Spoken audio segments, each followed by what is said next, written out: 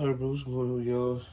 I want to talk about the NFL playoffs real quick, and I want to talk about who I think is going to win, who I think is going to lose, and what the future holds for the losers. So let's go and talk about this first matchup real quick, and that is the Lions versus the Bucks.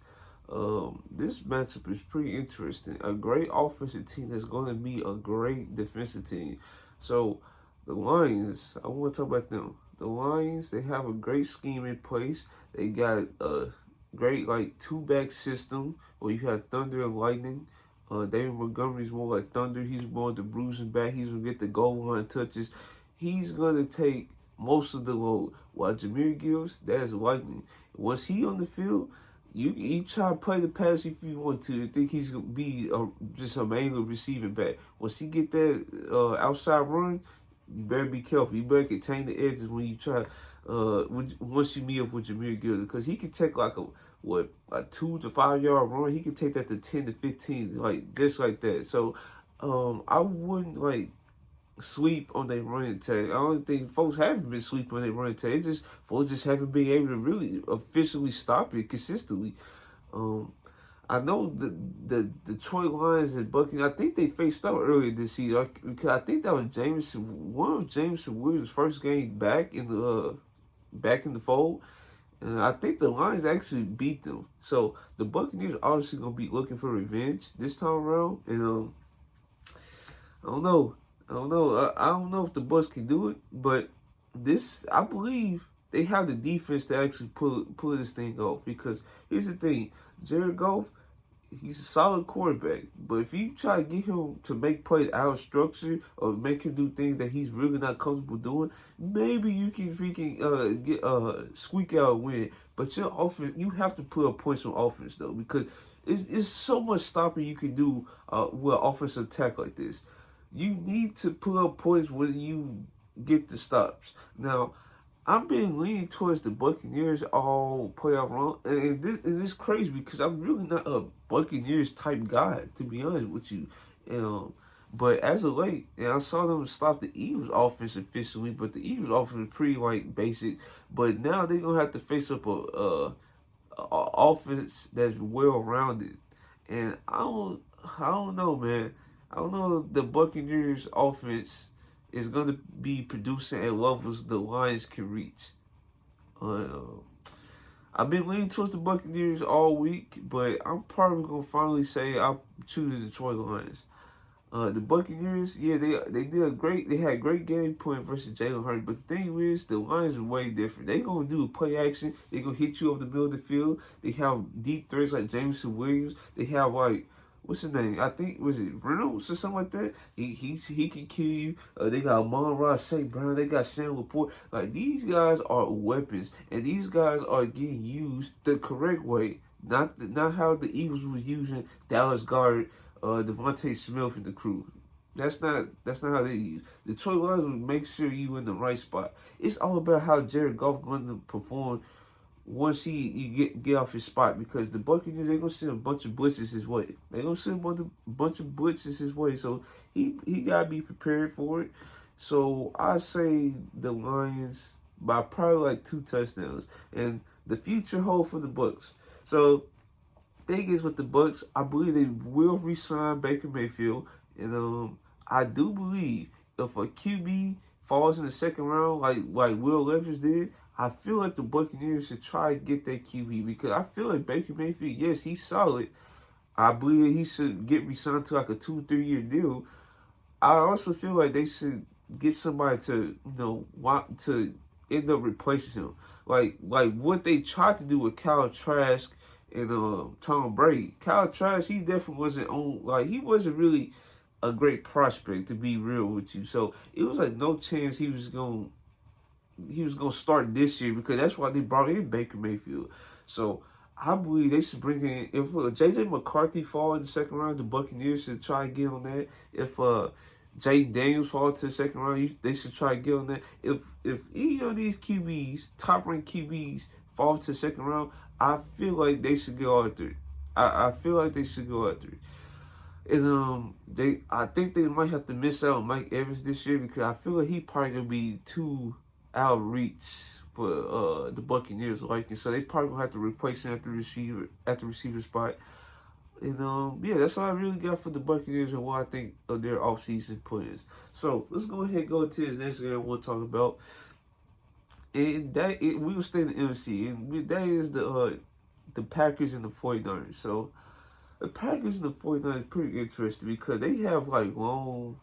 Well, it's not a long-standing rivalry because, Aaron Rodgers not there. It's not no, like, connection to it whatsoever. But it's still some type of residue, especially with Matt LaFleur still being there. And he going up against it. You can say his friend, Kyle Shanahan, right? They pretty close because they go all the way back to Washington, the Washington team. I feel like the Green Bay Packers actually have a shot to upset the 49ers. And here's why. So, the 49ers, I mean, not the 49ers, but the Packers, they have a great scheming plays. Everything is basically coming from the Shanahan tree, right? But with Jordan Love, though, I'm seeing some throws that's Aaron Rodgers-esque. Like, this is young Aaron Rodgers. And the thing is, Jordan Love, he actually can move in the pocket. See, with Aaron Rodgers, yeah, he can move in the pocket, too. But it's not as, not as swift as Jordan Love. And the thing is, they've been in the 49ers DBs, I feel like they can be had. I really feel like the 49ers DBs can be had in this game if they execute properly. And that is really all up to Matt LaFleur and how he gonna execute this game plan. Because, for one, they got a great D-line, the 49ers. They got Chase Young. They got Javon Hargrave. Is Nick I think did I hear Nick Bosa hurt? I don't know. I think he's playing. They ended up getting Randy Gregory. I don't think he gonna be too unfair. They got Drake Jackson. They got a bunch of D line presence on that line of scrimmage. So yeah, running the ball, I don't think it's gonna be too effective. But if you can try, play action pass and try to get their DBs on double moves or something like that, I feel like they can be had. The 49ers side of things. Now, Brock Purdy, it's all up to him now. Because Brock Purdy, if he didn't get hurt in that conference championship game like they were saying, they said the 49ers would have been in the Super Bowl and they could have won the Super Bowl. So it's all up to him now because now this is his second playoff appearance. How he's going to do. Dude, I hate when that happens. But like I was saying, this is all up to Brock Purdy. How he going to do? Because I understand, the Shanahan system is going to help him out a ton. It's been helping him out throughout his whole career so far, and he's not gonna be forced into situations that he's not comfortable in. If they have to run the ball a ton, they're gonna run the ball a ton. If they have to, try pass, they're gonna try to make sure he's up under center so it can at least give the defense the thought that they're gonna run and do play action pass out there. And yeah, that's all I got to say. And to be honest, I've been thinking about it, bro. I don't know, I want to pick the 49ers because the 49ers, they on a collision course right now. But I also see this stretch where they lost to the Browns, they lost to the Vikings, and they lost to the I forgot the other team name. But they was on a little spell right there. It's whoa. So let's see, because their defense was giving up how much they was giving 25 plus a game? I think they even was in a close game. I can't think of the team. But yeah, I feel like the 49ers DBs can get had this game. But it's all gonna come down to the Packers defense. And I don't think the Packers defense is gonna be ready to play. So I'm gonna say go ahead and pick the 49ers. And yeah, I feel like I'm very comfortable picking them. And for the Packers in their offseason, make sure Jordan Love develops in the offseason. Because I feel like if he takes this next step and being an MVP candidate year in, year out, then the Packers are in contention for Super Bowl, just like that. If he can develop into MVP candidate, they can be in the Super Bowl. I truly believe that. Especially if their defense improves. Now, their defensive coordinator, I believe his name is Joe Barry, something like that. He probably needs to go, to be honest with you, because I feel like this system, it feel like it ran its course, but we'll see. So, next game, we're going to go over to the AFC side of things, and we're going to talk about the Chiefs and the Bills. So, the Chiefs and the Bills, right? I feel like the Bills, this is their best chance of trying to get to the Super Bowl. I feel like it. And that's crazy to say because like a couple weeks ago, before the month of December, we was not thinking about the Chiefs as a serious playoff contender until right now, actually until December, January, and now we here in January, and this is their best shot to get to the Super Bowl, though. That's why Chiefs fans and certain other fans like Bengals before Joe Burrow got hurt, it's a couple others that was afraid to see the Chiefs. I mean, not the Chiefs, the Bills in a playoff game because Josh Allen, he's been on a tear as of late. Yeah, he still put the ball in Horn's way because that's just who he is. And if you try to strip that away, that's not Josh Allen no more. That's like what Dak Prescott or Brock Purdy or like quarterbacks is not gonna put the ball in Horn's way a ton. But yeah, Josh Allen. Man, I tell you what, that man with Stephon Diggs, I feel like he's been getting used more. Well, he's been getting used pretty much the same throughout his tenure there in the Bills. But I feel like this is pretty different. I feel like his touches been kind of like, it's like been moving the goalposts a ton. Like sometimes he get a bunch of touches, sometimes he don't get a bunch of touches. Now you can say, "Oh, defensive coverages or whatsoever," but I feel like in his previous years he was way more consistent, and he was probably more like looked at as a top 5 to maybe almost 3 receiver in the game at some point. But his consistency hasn't been there this season. But he's still a productive receiver. Let's not get it twisted. It's not like he's like a washed receiver. So he's breaking folks off the line of scrimmage still, and he can still catch at the catch point, make contested grabs. So it's not like I'm just saying like he's like bad at something. But yeah, and their defense, despite all the injuries they went through, and despite the age of this roster, this defense is still productive. This defense is still productive. Even when Leslie Frazier, who was a defensive coordinator for years prior, when he semi-retired, I believe he's trying to come back now. But yeah, when he retired and they brought in this young mind, they thought the defense was gonna tail off. It's been pretty much the same, to be honest with you. And you see what's been happening. So it all depends on how Josh Allen performs in this game and how the defense play off them. This cannot be a defensive-led game for the Bills, because if it turns into a defensive-led game for the Bills, then we probably going to be in for a shootout again, and that low-key favors the Chiefs. But as of this moment, I don't think the Chiefs is really suited for a shootout no more because their receiving talent is not there. And the last time they did play, they won off.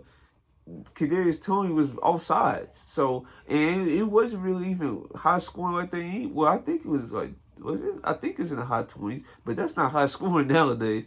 So then we go to the Chiefs side of things. Like I just mentioned, the receiving core not good, not up to par. They're gonna have to upgrade this in the offseason. I'm just going to skip the offseason portion for them because their main target should be receivers, whether it's free agency or in the draft.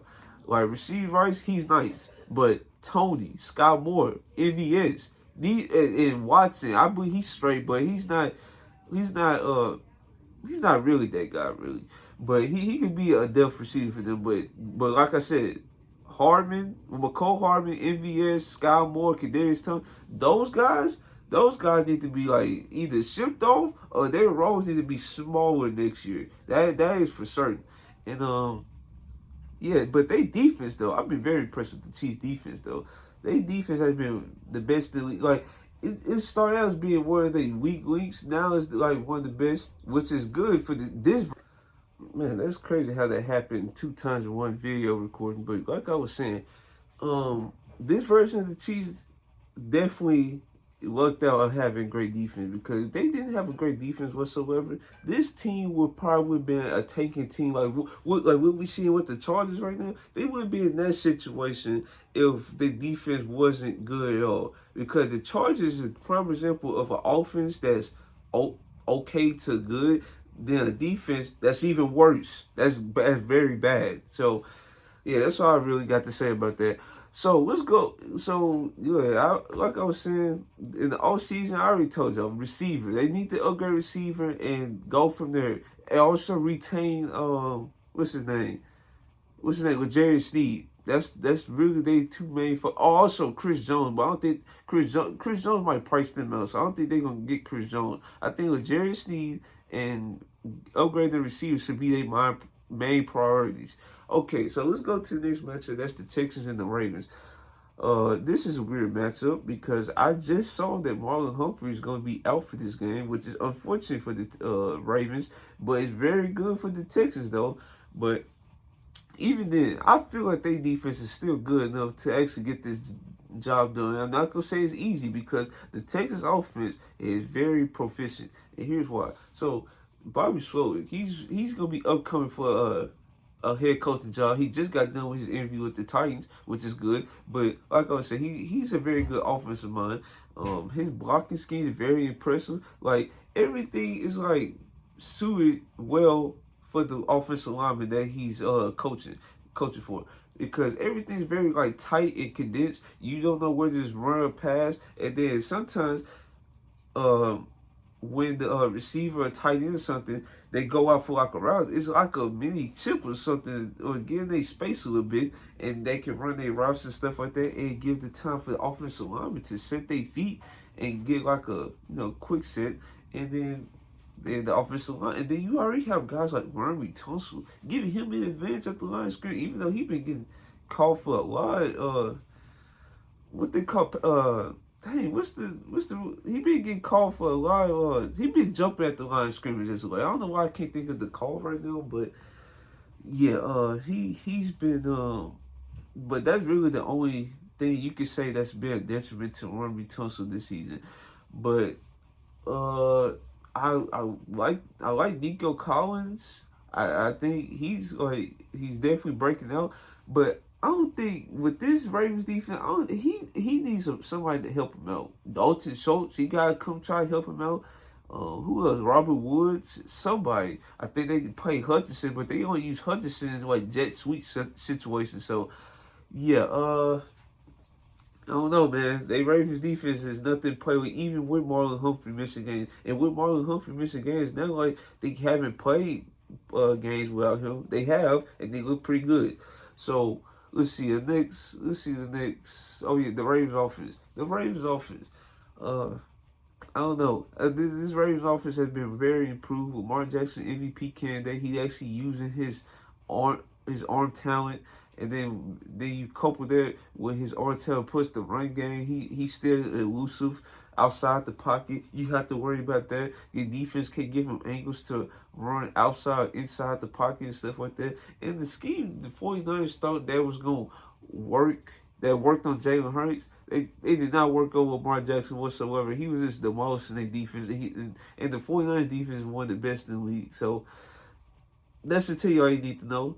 The Texans, they're gonna be in for it. Like, I feel like they a good run defense team, but I don't know. They was at one point giving up 250 yards a game in the passing game.